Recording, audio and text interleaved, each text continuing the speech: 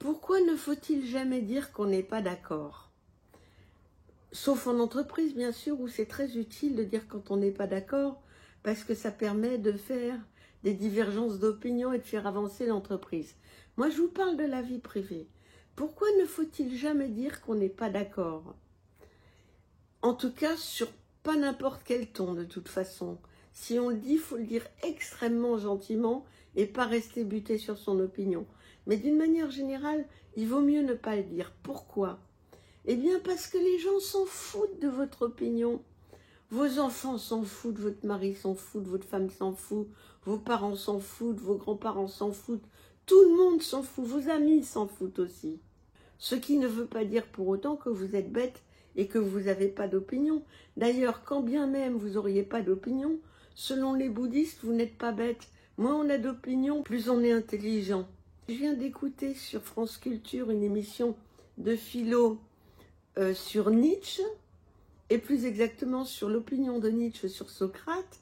Il en pensait que du bien, sauf à la fin, il y a un truc qui le gênait, c'est que Socrate avait quand même un idéal. Il n'y a pas d'idéal. Il n'y a pas d'idéal. Quand on a compris ça, on est beaucoup moins malheureux.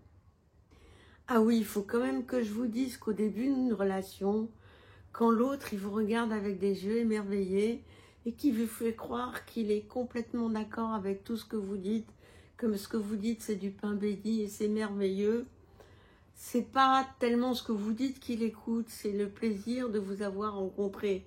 Que ce soit un couple hétéro, que ce soit un couple homo, un couple transgenre, peu importe, l'amour il est toujours pareil dans toutes les situations. Au début, l'autre, on boit ses paroles, mais pas parce qu'elles sont intelligentes, ni parce qu'on est d'accord, simplement parce qu'on espère que la relation va marcher. Il y a un truc magique au début, et on veut que ça continue, on veut que ça marche. C'est pour ça qu'on fait croire qu'on est d'accord, et c'est pour ça qu'on se persuade d'ailleurs soi-même qu'on est d'accord. Mais ça ne dure pas, ça.